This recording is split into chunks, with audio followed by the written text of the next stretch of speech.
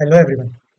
आप सब लोग का स्वागत है। तो हमने हमारी लास्ट वीडियो में साइमल्टेनियस इक्वेशन के बारे में बात करी थी कि जो हमारे पास सिस्टम होता था उसके पास या तो सॉल्यूशन एग्जिस्ट करता था या फिर सॉल्यूशन एग्जिस्ट नहीं करता था।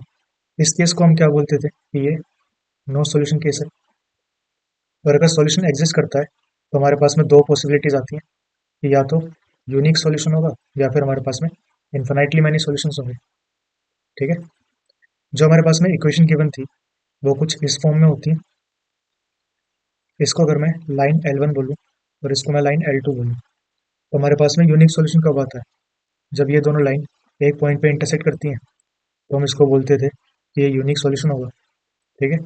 और अगर ये लाइन कुछ इस तरीके से है मेरे पास में L1 और जो L2 लाइन है वो कुछ स्केलर मल्टीपल ऑफ L1 ही हो तो इसका मतलब वो लाइन इसके ऊपर ओवरलैप करेगी। तो हमें इस केस में क्या मिलता था? Infinitely many solutions. ठीक है। और अगर मेरी लाइन L1 कुछ इस तरीके से जा रही है और L2 इसके एकदम पैरेलल हो जाए इसका मतलब ये नॉन इंटरसेक्टिंग लाइन है, ये कभी इंटरसेक्ट नहीं करने वाली, तो हमें यहाँ पे नो सॉल्यूशन मिलते थे। ठीक है। हमने फिर इनके सॉल्विंग के वे देखे थे, इसको हम सॉल्व कैसे कर सकते हैं। मेरे पास में अगर वेरिएबल्स इंक्रीज हो जाए या इक्वेशन इंक्रीज हो जाए, जैसे कि ये हमारे पास में सिस्टम गिवन है, तो अब देखो हमने एक और चीज़ देखी थी स्कूल में कि इसको मैं कुछ ए एक्स इक्वल्स टू बी की फॉर्म में लिख सकता हूँ, जहाँ पे ए एक्स बी क्या है हमारे पास में मैट्रिक्स है। जो ए के अंदर हमारे पास में एंट्रीज आती थी वो हमारे वेरिएबल्स के जो कोएफिशिएंट है A1 A2 ये ये सब हमारे पास में ए के अंदर आते हैं। जो एक्स है इसके अंदर हमारे वेरिएबल्स आते थे। ठीक है। इसको मैं सॉल्यूशन सेट भी बोल सकता हूँ। ठीक। और जो बी है इसके अंदर हमारे पास में जो राइट हैंड साइड में एलिमेंट्स प्रेजेंट है ये आएंगे B1 B2 और B3। ठीक है। इसका मतलब कुछ ऐसे भी लिख सकता हूँ। ठीक है। तो हमने हमारे सिस्टम टू को कुछ इस तरीके से रिप्रेजेंट कर दिया।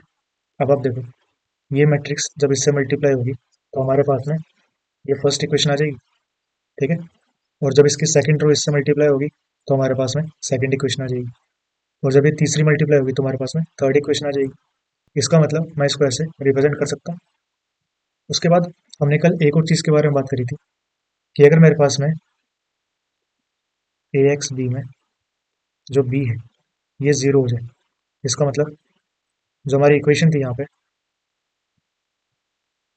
Equals to zero equals to zero. तो हमने कल इस इक्वेशन के बारे में एक चीज़ बोली थी कि इसको 0,0 ऑलवेज सेटिस्फाई करता है। इसका मतलब ये इसका ऑलवेज अ सॉल्यूशन होगा। ठीक है। मैं एक्स और वाई की जगह 0,0 रखूंगा तो ये सेटिस्फाई कर रहा है, इसका मतलब ये तो सॉल्यूशन है ही। ठीक है। तो इससे मैं मेरे सिस्टम को दो वेज में क्लासीफाई कर सकता हूँ। ठीक है। कि बी इक्वल्स टू ज़ीरो और B not equals to zero. अगर मेरा बी इक्वल्स टू ज़ीरो है तो इस सिस्टम को हम बोलते हैं होमोजीनियस सिस्टम। ठीक है। और अगर B not equals to zero है तो हम इसको बोलते हैं नॉन होमोजीनियस। ठीक है। तो अब देखो अगर बी इक्वल्स टू ज़ीरो हो गया इसका मतलब इसके पास ऑलवेज अ सॉल्यूशन प्रेजेंट है। ठीक है। और यहाँ पे ये श्योरिटी नहीं है। ये जो हमारे पास में सिस्टम है अगर इसके पास सॉल्यूशन प्रेजेंट है, ठीक है, वो यूनिक भी हो सकता है और इन्फिनाइट भी हो सकता है, तो इसको हम बोलते हैं कंसिस्टेंट। ठीक है। और अगर सॉल्यूशन प्रेजेंट नहीं है तो इसको हम बोलते हैं इनकंसिस्टेंट। ठीक। तो मैं फाइनली कुछ इस तरीके से लिख सकता हूँ कि B equals to zero B not equals to zero. ये क्या होता है? Non homogeneous. ठीक है। और ये क्या होता है? होमोजीनियस होता है। तो होमोजीनियस में हमारा जो सिस्टम है वो कंसिस्टेंट होता है ऑलवेज। ठीक है। और इसके अंदर इट कैन बी इनकंसिस्टेंट। ठीक है। इसका मतलब अगर बी इक्वल्स टू ज़ीरो है तो हमारे पास में दो ही पॉसिबिलिटी है कि या तो सॉल्यूशन यूनिक होगा या फिर सॉल्यूशन इन्फिनाइट होगा। ठीक है। और अगर मेरे पास में नॉन होमोजीनियस सिस्टम है तो इसके अंदर यूनिक सॉल्यूशन भी हो सकता है, इन्फानाइट भी हो सकता है और नो सॉल्यूशन भी हो सकता है। ठीक है, इसके बाद हम देखते हैं जर्नल केस। ये हमारे पास में एक सिस्टम है जहाँ पे हमारे पास में m रोज है, ठीक है, और हमारे पास में n कॉलम है। तो इस सिस्टम को फिर से मैं ए एक्स इक्वल्स टू बी की फॉर्म में लिख सकता हूँ। तो ए के अंदर एंट्रीज क्या क्या आएंगी, A11, A12, A1n, यहाँ पे A21, A22, A2n, और हमारे पास में आएगा AM1, M2 और Mn। ठीक है, और जिसका ऑर्डर है वो m क्रॉस n का होगा। जो हमारे पास में x है उसके अंदर क्या आएगा, x1, x2 और xn। ये हमारे पास में n क्रॉस 1 की मैट्रिक्स होगी। और जो हमारे पास में b है वो b1, b2 और bm। ठीक है, ये हमारे पास में m क्रॉस 1 की मैट्रिक्स होगी। यहाँ पे हमारा ऑब्जेक्टिव क्या है कि हमें इस x की वैल्यू फाइंड करनी है। उसके लिए हमने एक मेथड क्या सीखा था, ये जो ए एक्स इक्वल्स टू बी होता है, यहाँ पे हम क्या करते हैं, इसको ए इनवर्स से मल्टीप्लाई करते थे। तो हमारे पास में identity into X equals to A inverse B आता था। तो यहाँ से हमारे पास में एक्स की वैल्यूज आ जाती है। ठीक है, लेकिन अब मैं ए मैट्रिक्स है उसका ए इनवर्स निकालूँ, फिर उसको मैं बी से मल्टीप्लाई करूँगा, उसके बाद मेरे पास में एक्स की वैल्यू आएगी। तो ये तो बहुत ज़्यादा लॉन्ग प्रोसेस हो गया, है ना। हमें एक शॉर्ट वे चाहिए। ये हमारे पास में सिस्टम 1 है। सिस्टम 2 के लिए अगर मैं इस एंट्री को हटा दूँ, यहाँ से इस एंट्री को और इस एंट्री को हटा दूँ, तो मेरे पास में क्या आ रहा है, यहाँ पे मिलेगा मेरे को z इक्वल्स टू 0, ऊपर 7y minus 2z equals to 11 आ जाएगा। और एक हमारे पास में क्या बचा, 2x plus 3y plus z equals to 3। ठीक है, तो अब देखो यहाँ पे ये हमें एकदम सीधा दिख रहा है कि z इक्वल्स टू 0 है। इसको मैं इसके अंदर सब्सिट्यूट करूँगा तो मेरे पास में 7y माइनस 0 इक्वल्स टू 11। इसका मतलब y इक्वल्स टू कितना आ गया, 11/7। ठीक है, और z और y की वैल्यू को अगर मैं यहाँ पे सब्सिट्यूट करता हूँ तो हमारे पास में x की वैल्यू भी आ जाएगी। ठीक है, तो आप ये चीज़ देख रहे हो कि अगर मेरे पास में एक सिस्टम गिवन है कुछ इस तरीके से, ठीक है, और यहाँ पे हमारे पास में कुछ इस तरीके से सिस्टम लिखा हो, मतलब कि यहाँ पे सिर्फ हमारे पास में z प्रेजेंट हो, यहाँ पे y और z के अंदर इक्वेशन हो और ऊपर x y z में। ठीक है, तो इस तरीके से मैं यहाँ पे इसको उल्टा सब्स्टिट्यूट करके मैं x y z की वैल्यूज फाइंड कर सकता हूँ, है ना। तो इस मेथड को हम बोलते हैं बैक सब्स्टिट्यूशन। ठीक है, तो मतलब कि मुझे अपने सिस्टम को कुछ इस फॉर्म में लेके आना है। तो इस फॉर्म में लेके आने के लिए हमारे पास में कुछ स्टेप्स होते हैं और इन स्टेप्स को हम बोलते हैं एलिमेंट्री रो ऑपरेशंस। ठीक है, ये हमारे पास में 3 टाइप्स के होते हैं। ठीक है, नंबर 1 कि जो मेरे पास में आर आई है उसको मैं इंटरचेंज कर सकता हूँ आर जे में। इसका मतलब जो ith रो प्रेजेंट होगी मेरे पास में, चेंज टू jth रो। ठीक है, मतलब कि मेरे पास में एक सिस्टम है A X plus B Y equals to C, B X plus E Y equals to F,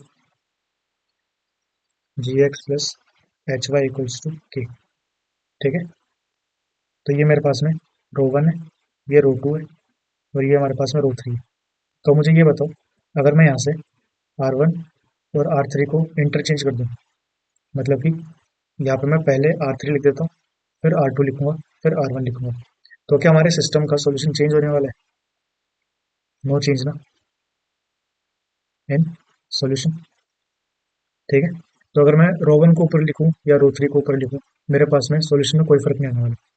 ठीक है, उसके बाद में हमारे पास में आता है आर आई को मैं इंटरचेंज कर सकता हूँ सी आर जे के साथ में। ठीक है, और हमारे पास में जो सी है वो नॉट इक्वल्स टू 0 होना चाहिए। इसका मतलब जो मेरे पास में आर टू है इसको मैं 2 से मल्टीप्लाई करके R1 के साथ चेंज कर दूँ, तो हमारे पास में क्या आ जाएगा, 8x plus 2y equals to 4, और हमारे पास में 2x minus 3y equals to 7। ठीक है, तो आप इस सिस्टम को और इस सिस्टम को सॉल्व करके देख सकते हो, हमारे पास में सॉल्यूशन में कोई चेंज नहीं आएगा। ठीक है, इसके बाद हमारे पास में आता है थर्ड स्टेप, आर आई को इंटरचेंज कर सकता हूँ, R I plus C R J. जो हमारे पास में ith रो है उसको हम चेंज कर रहे हैं, ith रो के अंदर मैं सी टाइम्स jth रो को ऐड कर दूंगा, तो भी हमारे पास में सॉल्यूशन में कोई चेंज नहीं आएगा। ठीक है। अब एक नोट, नोट क्या है, जो हमारे पास में ई आर ओज है, एलिमेंट्री रो ऑपरेशंस, ये कोई भी चेंज नहीं करते हमारे सॉल्यूशन के अंदर। ठीक है। और दूसरी चीज, तो हम इसका यूज ही क्यों करते हैं, हमें एक ये भी डाउट आना चाहिए। तो इनका यूज हम हमारे सिस्टम को थोड़ा सिंप्लीफाई करने के लिए करते हैं, ताकि हम जल्दी अपने आंसर तक पहुंच सकें। ठीक है। इसके बाद हम बात करते हैं पिवट के बारे में। ये क्या होता है, तो इसकी पहले डेफिनेशन लिख लेते हैं, उसके बाद हम इसको समझेंगे। ये हमारे पास में डेफिनेशन है कि जो लीडिंग या फिर फर्स्ट नॉन जीरो एंट्री होती है ना हमारी लीनियर इक्वेशन की, उसको हम बोलते हैं पिवट।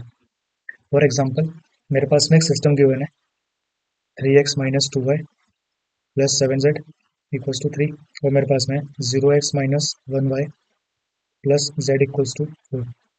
तो अब देखो, ये वाली जो मेरे पास में लीनियर इक्वेशन है, इसकी फर्स्ट नॉन जीरो एंट्री क्या है, 3 है, तो ये इसका क्या हो गया, पिवट हो गया। और यहाँ पे इसकी फर्स्ट नॉन जीरो एंट्री क्या है, -1, तो ये इसका पिवट हो गया। ठीक है। इसके बाद हम बात करते हैं ऑगमेंटेड मैट्रिक्स के बारे में। ये क्या होती है हमारे पास में, जो हमारा सिस्टम था उसको हम ए एक्स इक्वल्स टू बी के फॉर्म में रिप्रेजेंट करते थे। अब मैं ए के साथ में बी को लिख रहा हूँ, और ये जो हमारे पास में कंबाइंड मैट्रिक्स है, इसको हम बोलते हैं augmented matrix. For example, 3x minus 4y plus Z equals to 11, 5x plus 2y plus Z equals to 2, x plus Y minus 3z equals to 6। ठीक है। ये मेरे पास में सिस्टम है, ये मैंने ए लिख दिया। अब मैं इसके साथ में यहाँ पे बी और लिख दूँ, तो ये जो मेरे पास में कंबाइंड मैट्रिक्स है ना, इसको हम क्या बोलेंगे, ऑगमेंटेड मैट्रिक्स। ठीक है। ये हमने क्यों लिखी है वो आप लोगों को आगे पता चल जाएगा। ठीक। जो हमारा ऑब्जेक्टिव था वो क्या था, कि जो सिस्टम है इसको मुझे सिंप्लीफाई करना है। ठीक है, कि ताकि हमारे पास में कुछ इस तरीके की फॉर्म आ जाए, और हम इसके अंदर बैक सब्स्टिट्यूशन लगा के सॉल्यूशन फाइंड कर सकें। अब हम बात करते हैं echelon form of a matrix के बारे में। तो अगर मेरे पास में एक मैट्रिक्स ए है, इसको मैं ये कब बोलूँगा कि वो एक्लोन फॉर्म है, अगर वो इन दो कंडीशंस को सेटिस्फाई करती है। तो इसमें पहली चीज़ क्या है, कि अगर जो मेरी मैट्रिक्स है उसके अंदर एक जीरो रो प्रेजेंट हो, तो वो एकदम लास्ट में लाई करनी चाहिए। ठीक है। और दूसरी चीज़, जो हमारे पास में पिवट होगा किसी भी रो का, वो हमेशा राइट साइड में लाई करना चाहिए, जो हमारे पास एक ऊपर पिवट है। ठीक है। इसका मतलब, देखो, मेरे पास में 2 3 1 0 0 0 5 0। ठीक है। ये मेरे पास में मैट्रिक्स है। तो क्या ये अभी एक्लोन फॉर्म में है, वो क्या बोलती है कि अगर मेरे पास में एक जीरो रो प्रेजेंट हो, ठीक है, तो वो एकदम लास्ट में प्रेजेंट होनी चाहिए। अब ये तो यहाँ बीच में आ रही है, इसका मतलब हमें इसको नीचे लेके आना पड़ेगा। तो इसको मैं क्या लिख दूंगा, 2 3 1 0 5 0 0 0 0। ठीक है। उसके बाद हम क्या देखते हैं, कि जो इसके पास में पिवट है वो इस तरीके से आनी चाहिए। अब जैसे कि पहली रो है मेरे पास में, इसका पिवट क्या है, 2 है। ठीक है। और जो दूसरी रो है, इसका पिवट क्या है, 5, और इसके पास कोई पिवट नहीं है। ठीक है। तो जो ये दूसरी रो का पिवट है ना, ये जो इसके ऊपर रो है उसके राइट हैंड साइड में होना चाहिए। तो देख रहे हो, इसका पिवट यहाँ था, जो हमारी फर्स्ट रो थी, तो सेकंड रो का पिवट इसके राइट हैंड साइड में ही आना चाहिए। ठीक। तो ऐसा भी हो सकता है कि ये ना आता हो, मतलब कि 2 1 0 4 3 0, हमारे पास में 0 0 5। अगर ये मैट्रिक्स हो तो कि इसका जो पिवट है वो तो हमारे पास में 2 है, लेकिन इसका जो पिवट है वो तो यहाँ पे नीचे 4 आ गया ना। ठीक है। और एक पिवट यहाँ पे। तो अगर मुझे इसको एक्लोन फॉर्म में चेंज करना है, तो अब हम यहाँ पे यूज करेंगे हमारे एलिमेंट्री रो ऑपरेशंस को। ठीक है। मैं ये फर्स्ट रो में इसको 2 से मल्टीप्लाई करूंगा और सेकंड रो से सब्ट्रैक्ट कर दूंगा। तो हमारे पास में क्या आएगा, देखो R2 को मैं चेंज कर रहा हूँ, R2 माइनस 2R1 से, ठीक है। तो हमारे पास में क्या आ जाएगा, रो वन हमारे पास सेम रहेगी, रो टू में इसको 2 से मल्टीप्लाई किया 4, 4 माइनस 4 जीरो आ गया, ये हमारे पास में 1 है, इसको 2 से मल्टीप्लाई करेंगे 2, और 3 माइनस 2 मतलब 1, और ये इक्वल्स टू 0, ठीक है। फिर ये 0 0 5 डन। तो अभी आप देख रहे हो, जो हमारा फर्स्ट रो का पिवट है वो यही है, सेकंड रो का पिवट हमारे पास यहाँ आ गया, और जो हमारे पास थर्ड रो इसका पिवट यहाँ पे है, ठीक है। तो देखो इसके राइट में ये आ रहा है, और इस पिवट के राइट में यहाँ पे हमारे पास में ये वाला पिवट आ गया, तो मतलब ये जो मैट्रिक्स है मेरे पास में, इसको अब मैं बोल सकता हूँ कि ये एक्लोन फॉर्म में है। अब हम क्या करेंगे, जो हमारा सिस्टम होगा उसको हम एक्लोन फॉर्म में चेंज करेंगे, और एक्लोन फॉर्म से हमें, और ये होगा कैसे, यूजिंग पी आर ओस, ठीक है। तब देखो ये हमारे पास में सिस्टम है, इसकी मैं सबसे पहले क्या करूँगा, ऑगमेंटेड मैट्रिक्स लिखूंगा, ठीक है। तो वो क्या आएगी, ठीक है। इसके बाद हम क्या करते हैं, हमारी फर्स्ट रो में हमें क्या चाहिए, पिवट, तो वो हमें यहाँ मिल गया। अब अगर फर्स्ट रो का पिवट यहाँ है, तो इसके नीचे की सारी एंट्रीज हमारे पास में जीरो होनी चाहिए ना, ठीक है, क्योंकि अब हमें सेकंड रो का पिवट यहाँ चाहिए, ठीक है। तो हम क्या करेंगे, R2 को चेंज करते हैं, R2 माइनस 2R1, ठीक है। तो हमारे पास में आएगा 1 - 1 - 1, ये जीरो, इसको 2 से मल्टीप्लाई सब्ट्रैक्ट, तो ये जीरो हो गया, इसको 2 से मल्टीप्लाई सब्ट्रैक्ट करेंगे तो हमारे पास में 3 आ जाएगा, इसको 2 से मल्टीप्लाई और सब्ट्रैक्ट करेंगे तो हमारे पास में 1 आ जाएगा, यहाँ पे जीरो है तो यहाँ पे हमारे पास जीरो आ गया। फिर हम क्या करेंगे, R3 को चेंज करते हैं, R3 माइनस R1, तो हमारे पास ये से सब्ट्रैक्ट होगा जीरो, ये से सब्ट्रैक्ट होगा तो जीरो, ये से सब्ट्रैक्ट होगा तो 2। तो आप देख रहे हो हमारे पास में एक्लोन फॉर्म बन के आ चुकी है, ये हमारे पास में फर्स्ट पिवट नॉन जीरो, इसका पिवट ये रहा, इसका पिवट ये रहा, और यहाँ पे हमारे पास में क्या है, जीरो, ठीक है। तो क्या हमारी फॉर्म आ चुकी है, अब देखो यहाँ से मैं वापस इसको लिखना चाहूँ तो क्या लिखूंगा, 1 - 1 - 1 0 3 1 0 0 2, यहाँ पे हमारे पास x आ जाएगा। अब x हमारे पास क्या है इस केस में, XYZ है, और ये इक्वल्स टू 0 0 0, ठीक है। जो हमारे पास में सिस्टम था उसको पहले हमने ऑगमेंटेड मैट्रिक्स के फॉर्म में लिखा, ठीक है। यहाँ से हमने इसको एक्लोन फॉर्म में चेंज किया, तो हमारे पास में ये चीज़ आ गई। अब हमने वापस इसको ए एक्स इक्वल्स टू बी की फॉर्म में लिख दिया, ठीक है। वो क्यों लिखा है, ताकि यहाँ से हम अपने सॉल्यूशन निकाल सके। अब देखो ये जो लास्ट रो है, जब ये इससे मल्टीप्लाई होगी तो हमारे पास में क्या आएगा, 2z इक्वल्स टू जीरो, यहाँ से हमारे पास में z इक्वल्स टू जीरो आ गया। अब जब ये दूसरे रो इससे मल्टीप्लाई होगी तो हमारे पास में क्या आएगा, 3y plus Z equals to zero, तो z तो हमारे पास में जीरो है, इसका मतलब यहाँ से y भी इक्वल्स टू जीरो आ गया। ये हमारे पास में फर्स्ट रो जब इससे मल्टीप्लाई होगी तो हमारे पास में क्या आएगा, x minus Y minus Z equals to zero. अब हमारे पास में z और y दोनों जीरो है, तो यहाँ से हमारे पास x भी इक्वल्स टू जीरो आ गया, ठीक है। इसका मतलब जो मेरे पास में सॉल्यूशन सेट है एक्स वाई जेड, इसको मैं ये लिख सकता हूँ। तो हमारे पास में बस यही एक सॉल्यूशन आ रहा है, तो ये क्या हमारे पास यूनिक सॉल्यूशन, ये हमारे पास में सिस्टम है। तब हम क्या करेंगे, सबसे पहले ऑगमेंटेड मैट्रिक्स लिखें, वो हमारे पास में क्या आ जाएगी, 1 - 3 - 2, 2 - 4 -3 -3 6 8, और यहाँ पे हमारे पास में 6 8 और -5 आ जाएगा, ठीक है। उसके बाद हम क्या करते हैं, हम बनाएंगे इसको एक्लोन फॉर्म, ठीक है। तो अब हम क्या करेंगे, देखो ये हमारे पास में फर्स्ट पिवट आ गया, इसके नीचे हमें 0 0 चाहिए, तो इन दोनों को हम पहले 0 0 बनाएंगे। R2 के अंदर मैं क्या लगाऊंगा, R2 minus vice of R1, ठीक है। और जो मेरे पास में ये R3 है, इसमें हम क्या ऑपरेशन करेंगे, R3 प्लस 3R1, ठीक है। तो हमारे पास में आ जाएगा, इसको जब आप पूरा सॉल्व कर लोगे तो हमारे पास में आता है, ठीक है। इसके बाद हमारे पास में सेकंड रो का पिवट आ चुका है, अब मुझे इसके नीचे जीरो चाहिए, ठीक है। इसके लिए हम क्या करते हैं, R2 और R3 को इंटरचेंज कर देते हैं, वो मैं इसलिए कर रहा हूँ क्योंकि मेरे पास में यहाँ पे क्या है, 1 है, और इसके रिस्पेक्ट में हमें सॉल्व करना थोड़ा ईजी पड़ेगा ना। तो मेरे पास में आ जाएगा 1 -3 -2 6 0 -1 3 9, यहाँ पे 0 2 1 और -4। ठीक है, उसके बाद हम क्या करेंगे, इसको मैं 2 से मल्टीप्लाई कर दूँ और इसमें ऐड कर देता हूँ। ठीक है, तो R3 को चेंज करते हैं हम, R3 प्लस वाइस R2। तो हमारे पास में आ जाएगा 1 0 0 -3 -2 6, इसको 2 से मल्टीप्लाई किया, ऐड कर दिया, तो -1 0 2 से मल्टीप्लाई 6 और ऐड कर देंगे, तो हमारे पास में 7 आ जाएगा, और इसको यहाँ पे करेंगे तो हमारे पास में 14 आएगा।